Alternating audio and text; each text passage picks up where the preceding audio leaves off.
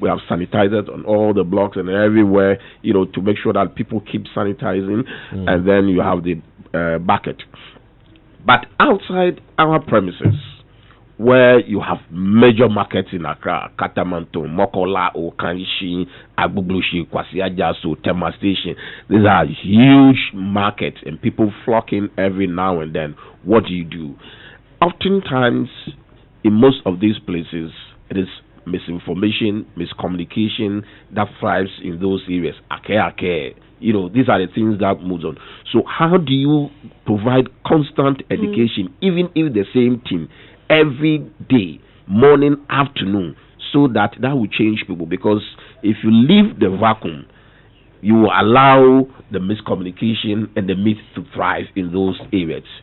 So last week we started by making sure that we provided 3 vans with public address system on it. By Monday we've increased it to 6, and we'll be blaring morning, afternoon, evening. Aside from the central businesses, you have the dormitory towns, the Bukom, Jamestown, Kolegono, Bubuashi, Choko, and those areas. So we do dawn broadcasts and then night broadcasts where people may be at home around those sites. So massive public education is ongoing. And then 2, to ensure compliance, especially locations where the public engage, eatery, public toilets. We have over 150 public toilets in Accra.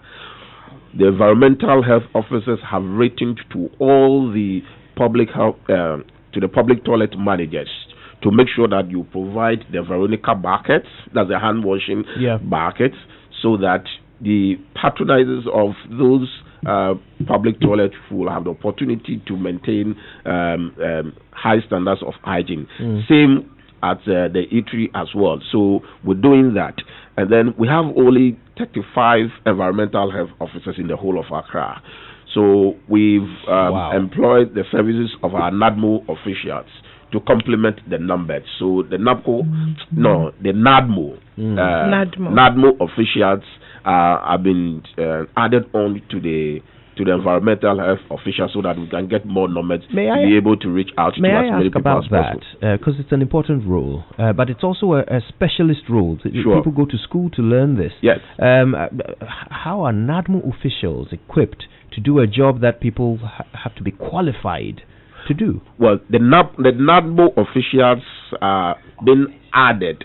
The NADMO officials are being added to the environmental health officers so that the job can be done much faster, so that you can be able to reach out to as many people as possible. Because what they are doing, they are collecting data and also ensuring compliance at the same time. So those that have adhered to the strict guidelines, they are picking their data so that from where we are, we'll be able to know whether the compliance level is increasing or stagnated. But are you not concerned that those who are assisting, and I mean I get it, it's no, they are giving basic education to go out to make sure they do it. But as I said, but we have environmental officers who are qualified and are at home. Is it not better to bring them in and let them do the job? Well, I'm not too sure. I'm not too sure of that, and that does not fall within my domain. I'm using the tools that I have at the moment to make sure that I get the best results. And I think the NADMO officials are always for emergency response. Yeah. So we always have to rely on them in times like this, even if you have the numbers. So that is the strategy we have adopted in Accra to make sure that we reach out to a lot more people. Initially, when we started, again, in markets and lorry stations where people actually say all kinds of things, to the extent that some people were even waiting for our buying, say, government have to provide this. Indeed, if time permits, I will tell you some few things, logistics that we are providing. Yeah. But look, to address these particular virus, first of all, is self-preservation. The individual must be armed with information and take action by yourself to make sure that you protect yourself and protect others. That must be very clear to everybody. That's an important point, and I hope that remains the theme throughout our conversation. Auntie Mercy, we're so glad you're able to join us. I want you to tell us about the reality of your work, you and your colleagues in the market. first of all, have you received any education or training on this novel coronavirus and how it will affect the work you do? Thank you very much, and a big good morning to all your listeners. I think this is a very dicey topic and a very, very serious epidemic, especially where I'm coming from, the markets, where you have thousands and thousands of people coming in and day out, handling of monies, all sort of meeting all sort of people. Some you know, some you don't know. You don't know where they are coming from. So even to imagine and calculate their environment is very difficult. But as market women, what we go there to do is to do business and get our money. So sometimes we tend to forget the realities on the ground. I think during the Ebola virus era, we were driven through some sort of training up and down. So at least we have a little idea about these epidemics and how they will affect us. So what we are doing now is asking them to go back to their memories and remember what we learned before the others of this new one will be added to it. At least we should know that there is something in the system and we have learned something about how to prevent ourselves. So that is what we are doing now. Now, as our mayor said, there have been a lot of information. Cover your nose, cover your hands. So you see people, they put in this nose mask. When they are finished with the day, they will remove it, put them in their bags. The next morning, they just put it on. Because they don't know exactly what the thing is for. All they know is cover your nose, cover your mouth. So I think presently as education is going on and the women are being sensitized that even if you use it and you remove it, it's spoiled, put on another one. So now we are getting enlightened on how the whole this epidemic is and what to do. But what I'm telling our market women is money is not everything. You can't get your money and die and leave the money. So all that you have to do is first and foremost prevent yourself. If you try to prevent yourself, you see that everything will be added to. And also, we have to educate the public that if you don't have anything doing in the market, don't come and roam. First, people come to do window shopping. They will just come asking of prices and going around. It's not necessary now.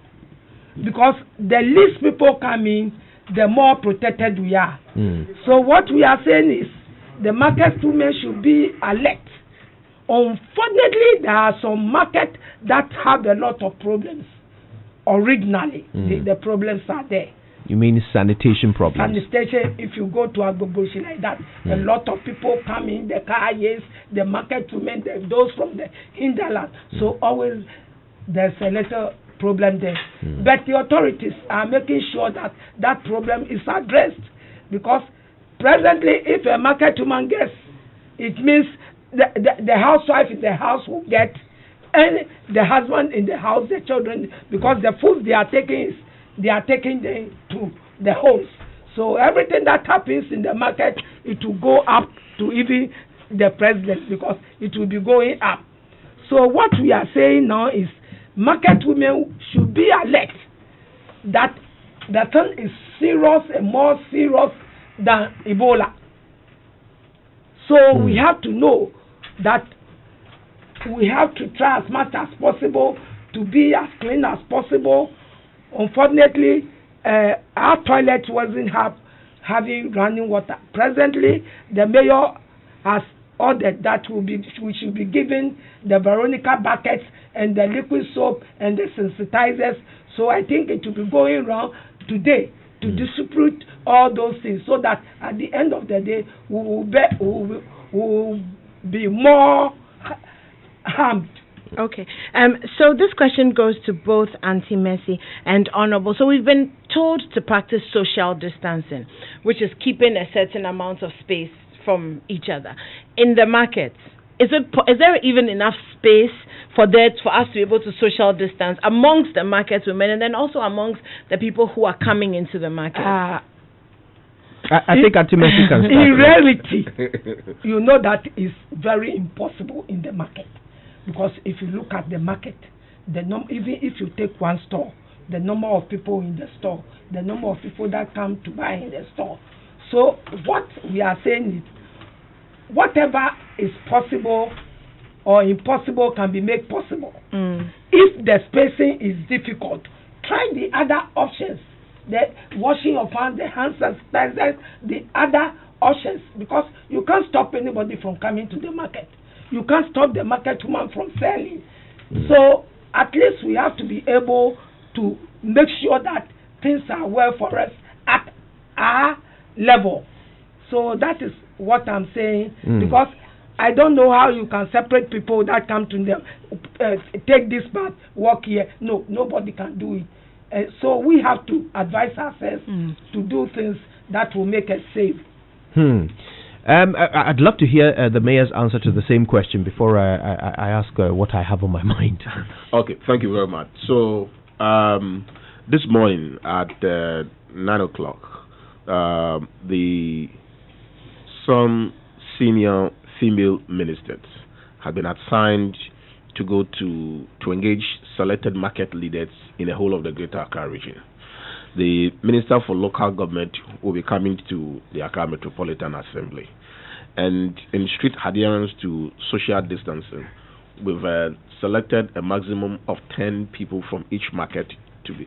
So meetings will be going on simultaneously because we have different resource persons that will also come. Honorable Arena Toshi will also handle another group within EMA because we have a lot of the markets in Accra. So you have Mokola and Salaga markets at one group. We have Kwasi Ajaso and Tema Station at another group. We have Katamanto, Okanshi, also another group. And we have Agbogloshi, which is a very huge market as a group on their own. And we have different scheduled times also for them. And we're making sure that the number doesn't exceed 25, where the minister will engage them. One of the key reasons for the engagement, the Minister for Local Government, right? And then there are other senior ministers that will also go to other markets like Medina, Kaneshi, and other areas as well in a whole Greater Accra region. It's an exercise for today by government. One of the key questions that they would like to seek from the selected leaders is on social distancing, and we believe that answers could be, we could get answers from engaging the market women, as indicated by Madam Mercy Nadia, because it's practically very challenging, you know, how the market it's managed. And as I indicated, our markets largely are informal. So anything very informal, and it's quite a very difficult thing. But we know that we are also not in normal times. And there are things that we are supposed to do. We cannot say that because that is the way we sell, that is the way we practice our trading, we will continue to do so and put everybody at risk. So the engagement is to find solutions to this. And as a result of that, we're going to step up our enforcement and make sure we deal with people. But they are in the market. Already, the numbers that come to the market have decreased. I'm sure the market leader will tell you, because the traffic going to Accra has reduced drastically, and it is probably because of, and it happened this week. We don't know what is going to happen next week. We are working hard to make sure that life become very normal to the ordinary citizen in Accra, and that is what we are working at. So the engagement will be able to come out with practical solutions to social distancing, and that is very key in Greater Accra, because this is where the numbers are, and we are mindful of the fact that without strict adherence to social distancing, in addition to the hygienic practices will put a lot of people at risk. There's a lot of myth also going around. Look, as we do the dawn broadcasts, you go to very informal and low-income communities, and people tell you that, look, this is a virus for the rich people, this is a virus for poor people. Wow. Because in their mind, the people who have contracted this virus are all coming from abroad. They have traveled. They have had the benefit of travel. We don't go outside our domain. So, but they tend to forget that these are the people that come and to town. They talk to people, they engage people, they touch people, and it continues, and then it continues the spreading of it. So the education is extremely important, and to demystify this whole COVID-19. Yeah. You have no idea about the kinds of things that we face as people who engage the people on the ground. Yeah. It's extremely important that the aggressiveness that we should attach to the education should not be lowered at all. You make an important point about the importance of social distancing. That's why Nimo was asking the question, and I'm conscious of the fact that the three things we have been asked to do to stay safe: social distancing, hand hygiene, and not touching our faces. Those three things, they only work when you do them together. They are not substitutes for each other. Sure. So, for example, if I come to the market and everyone in the market is washing their hands, but I come and touch the plantain and I have coronavirus and I go, and a market woman who has washed her hands comes to touch the same plantain, she's going to get infected. So it should be a combination of all the three things. And I'm acutely aware of the fact that today is what? Thursday. It's Friday. My goodness. That's why you're I'm trying to slow down time. Very good music. I'm trying to turn back to exactly. It's Friday. It's Friday today. It's an entire week since we announced our first cases. Yeah. Okay, 7 days. Now this virus has an incubation period of up to 2 weeks, up to 14 days.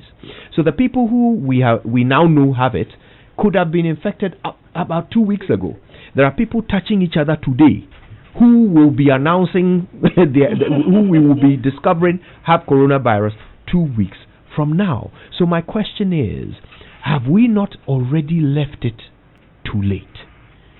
Well, I think that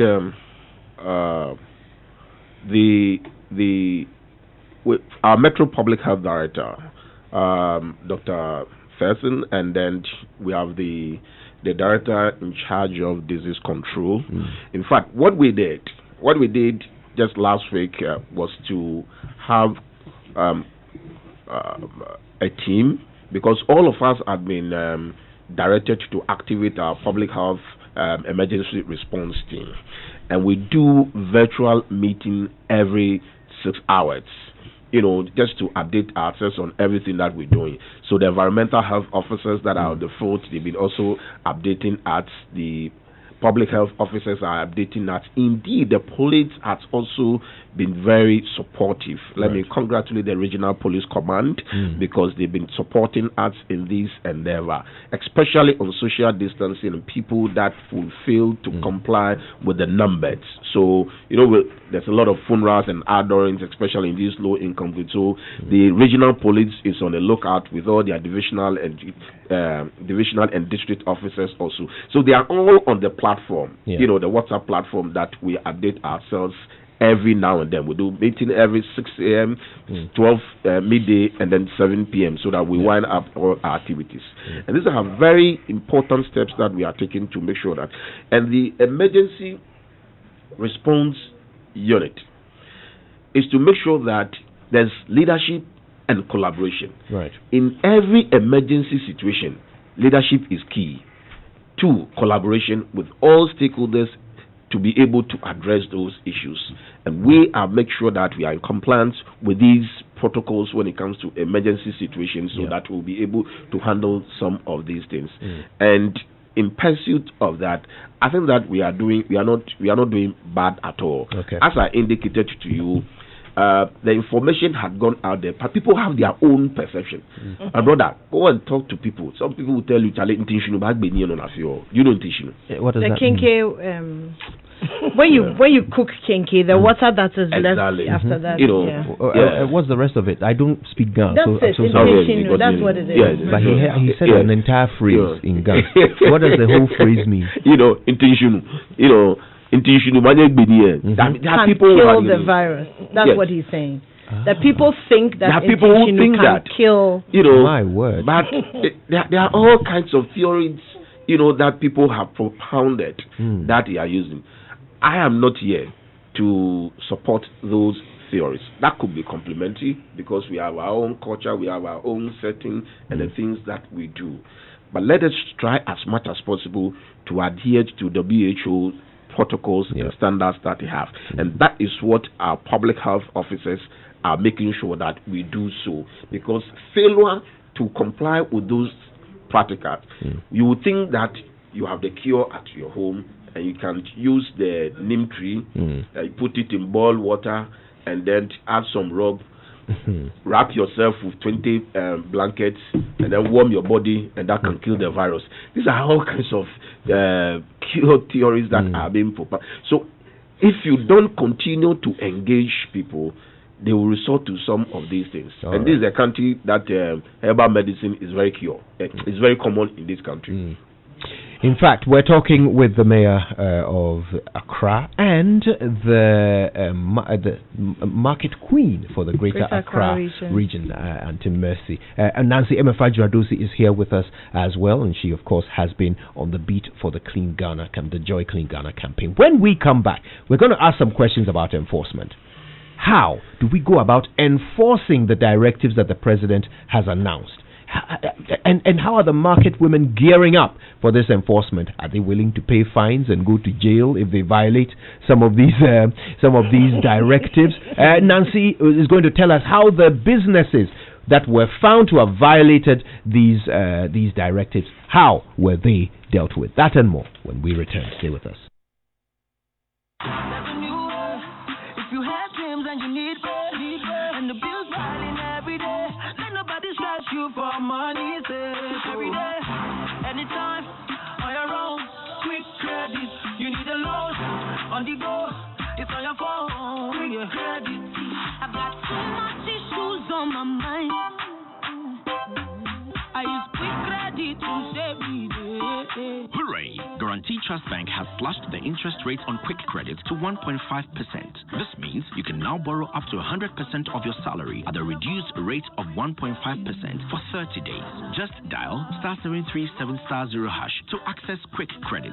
Yes, dial *737*0# to access up to 100% of your salary instantly without stepping in the banking hall. Quick credit, instant credit when you need it most at only 1.5% interest. Guarantee Trust Bank. Wouldn't you rather bank with us?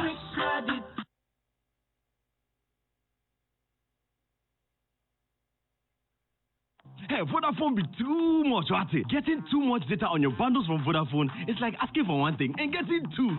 Like getting twins when you're expecting just one. Or triplets.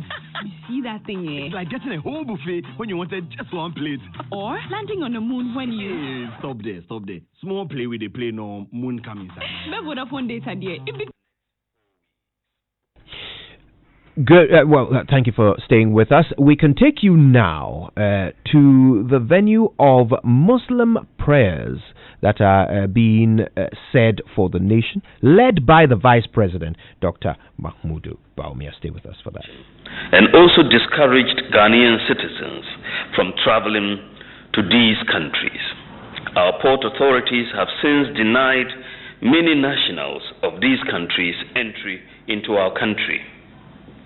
One of the most striking government directives was the suspension of religious activities in churches and mosques. For us as Muslims, our daily congregational prayers and weekly Jummah prayers would have to be put on hold as the nation battles the spread of the dangerous virus. Just a day after the President's directive, the National Chief Imam held a press conference and urged Ghanaian Muslims to strictly adhere to the government's directive. Also, the National Chief Imam, in conjunction with the leadership of the various Islamic sects in the country, issued a press release suspending all congregational prayers and functions, including Jummah, until further notice. In compliance with these directives by the Muslim leadership, many leading